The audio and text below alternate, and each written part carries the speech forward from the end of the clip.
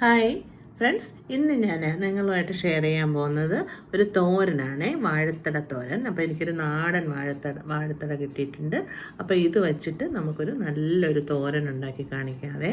അപ്പോൾ നമുക്ക് വീഡിയോയിലേക്ക് പോകാം. നമ്മൾ വാഴത്തട അരിയുന്നത് എല്ലാവർക്കും അറിയാമല്ലോ. നമ്മൾ വട്ടം വെട്ടിയിട്ട് അതിലൊരു നാര് കാണും. ഇതിലിപ്പോൾ നാര് കുറവാണ്. അപ്പോൾ നാരില്ലാത്തത് കൊണ്ട് തന്നെ നമ്മളിങ്ങനെ അടുക്കി വെച്ചിട്ട് ഇങ്ങനെ നമ്മൾ കത്തി വെച്ച് ചെറുതായിട്ട് നമ്മളിങ്ങനെ അരിഞ്ഞെടുക്കും. ഇതേപോലെ തോരൻ അരിയുന്ന പോലെ ഇങ്ങനെ നമ്മൾ അരിഞ്ഞെടുക്കും. ഇങ്ങനെയാണ് അരിയാനായിട്ട്. ഇനി നമുക്കിത് കഴുകി വൃത്തിയാക്കിക്കൊണ്ട് വരാം. അപ്പോൾ വാഴത്തട തോരന് ചെറുതായിട്ട് അരിഞ്ഞ് ഒരു സവാള, ഒരു 3 പച്ചമുളകും കൂടെ ഞാൻ ഇട്ടിട്ടുണ്ട്. ഇനി നമുക്കൊരു പാൻ അടുപ്പത്ത് വെച്ച് എണ്ണ ഒഴിച്ച് കടുകും ഉഴുന്ന പരിപ്പ് കുറച്ച് കൂടുതലിടണം. ഉഴുന്ന പരിപ്പൊക്കെ ഇട്ട് നമുക്ക് നല്ല പോലെ മൂപ്പിച്ചെടുക്കണം. എന്നിട്ട് നമുക്ക് അതിൻ്റെ അരപ്പും കൂടെ റെഡിയാക്കാം. അപ്പോൾ ഇപ്പം നമുക്ക് പാൻ അടുപ്പത്ത് വെച്ച് എണ്ണയൊക്കെ ഒഴിക്കാം. അപ്പോൾ നോക്കാം നമുക്ക്. അപ്പോൾ പാൻ അടുപ്പത്ത് വെച്ചിട്ടുണ്ട്. എന്നിട്ട് നമുക്ക് ചൂടായതിന് ശേഷം നമുക്ക് എണ്ണ ഒഴിച്ചു കൊടുക്കാം. വെളിച്ചെണ്ണയാണ് നല്ലത്. പക്ഷേ ഞാനിപ്പോൾ ഇവിടെ സൺഫ്ലവർ ഓയിലാണ് ഉപയോഗിക്കുന്നത്. വെളിച്ചെണ്ണ ഉണ്ടെങ്കിൽ അത് ഒഴിച്ചു കൊടുത്താൽ മതി. എല്ലാത്തിനും വെളിച്ചെണ്ണയാണല്ലോ നമുക്ക് ടേസ്റ്റ്. ഒഴിച്ചിട്ട് ചൂടായതിന് ശേഷം നമുക്ക് കടുകിടാം.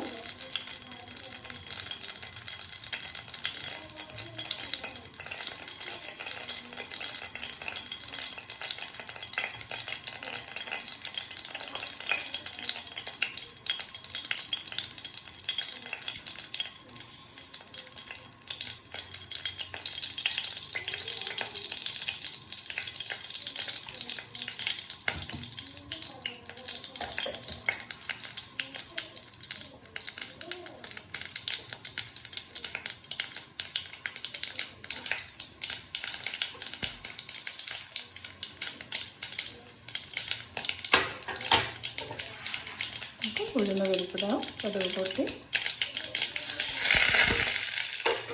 തീ കൂടുതലാണെങ്കിൽ കുറച്ച് സിമ്മാക്കി കൊടുക്കാം.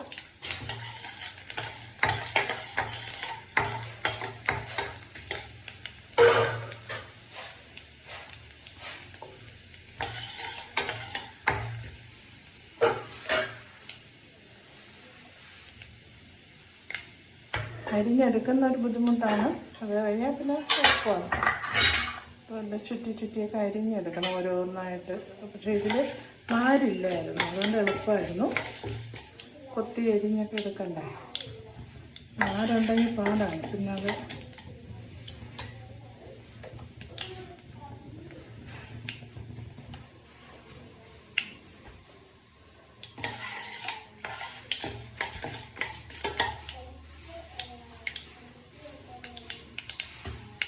ഏകദേശം മൂത്തിട്ടുണ്ട്. ഉഴുന്നിൻ്റെ മൂത്ത് വന്നിട്ടുണ്ട്. നല്ല മണം വരുന്നുണ്ട്.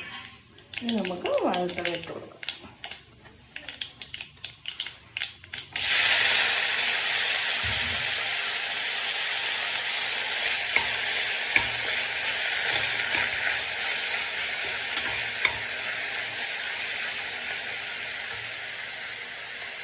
നമുക്ക് ഉപ്പും കൂടി ഇട്ട് വെച്ചിട്ട് അടച്ച് വെച്ച് 10 മിനിറ്റ് അടച്ച് വെച്ച് വേവിക്കാം. അതിനിടയ്ക്ക് നമുക്ക് അതിൻ്റെ അരപ്പെല്ലാം റെഡിയാക്കാം.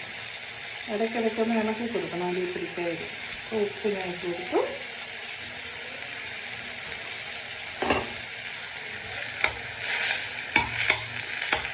നല്ലപോലെ മൂക്കണം. വെള്ളമെല്ലാം നല്ല ഒരു വെള്ളമുണ്ടല്ലോ, ഒത്തിരി വെള്ളത്തിൻ്റെ ഇതുള്ളത് കൊണ്ട് നല്ലപോലെ മൂത്ത് നല്ല വെള്ളമെല്ലാം വറ്റി വന്നതിന് ശേഷമാണ് നമുക്ക് അരപ്പിടേണ്ടത്. അപ്പോൾ ഇതിന് നമുക്ക് അടച്ച് വെച്ചിട്ട് വേവിക്കാം. ആ ആവിയിൽ തന്നെ ഇരുന്ന് വെന്ത് വെള്ളമെല്ലാം നല്ല പോലെ വറ്റി വരട്ടെ. തീ സിമ്മാക്കി കൊടുക്കാം. അപ്പോൾ അടച്ചു വെച്ചിട്ടുണ്ട്. ഒരു 10 മിനിറ്റ് അങ്ങനെ തന്നെ ഇരിക്കട്ടെ. അപ്പോൾ നമ്മൾ തോരൻ ഏകദേശമായി വരുന്നുണ്ട്. നല്ല പോലെ മൂക്കണം. മൂത്താലേ ആ ടേസ്റ്റ് കിട്ടത്തുള്ളൂ. നല്ലപോലെ അത് മൂത്ത് വരട്ടെ. നമുക്ക് വീണ്ടും അടച്ചു വയ്ക്കാം. അടിയിൽ പിടിക്കാതിരിക്കേണ്ടതാണ് ഇടയ്ക്ക് നോക്കുന്നത്. പിന്നെ അതിലേക്കുള്ള അരപ്പ് നമുക്ക് റെഡിയാക്കാനായിട്ട് നമുക്ക് കുറച്ച് തേങ്ങ, 1 കപ്പ് തേങ്ങയും പിന്നെ ഇച്ചിരി മഞ്ഞൾപ്പൊടി, 2 അല്ലി വെളുത്തുള്ളി, മുളക് പൊടി, ജീരകം ഇത്രയും കൂടെ നമുക്കൊന്ന് ചതച്ചെടുത്തിട്ട് വരാം. അപ്പോൾ തോരൻ ഏകദേശം മൂത്ത് വന്നിട്ടുണ്ട്. ഇനി നമുക്ക് അരപ്പൊടി ഇട്ട് കൊടുക്കാം. നമ്മളൊന്ന് ചതച്ചെടുക്കേണ്ടതാണ്. നല്ലപോലെ അരയുണ്ടല്ലോ തോരന്. അരപ്പ് കറിവേപ്പിലയും കൂടെ ഇട്ട് കൊടുക്കണം. കറിവേപ്പില മെയിനായിട്ട് ഇതിൻ്റെ മണം, കറിവേപ്പില ഇടാൻ മറന്നു പോകരുത്. ഞാൻ മറന്നുപോയി. അപ്പോൾ കറിവേപ്പില ഇട്ട് കൊടുക്കണം. പിന്നെ നമുക്ക് ഈ അരപ്പ് ഇട്ടിട്ട് ഒരു 5 മിനിറ്റ് അടച്ചു വെച്ച് വീണ്ടും ഒന്നുകൂടി വേവിക്കാം. തട്ടിക്കൂട്ടി അരപ്പൊക്കെ ഇട്ട് തട്ടിക്കൂട്ടി 5 മിനിറ്റ് നല്ല ആവിയിലിരുന്ന് നല്ലപോലെ അരപ്പൊക്കെ പച്ചമണമൊക്കെ മാറി വരും. എന്നിട്ട് പിന്നെ നമുക്ക് ഇളക്കാം.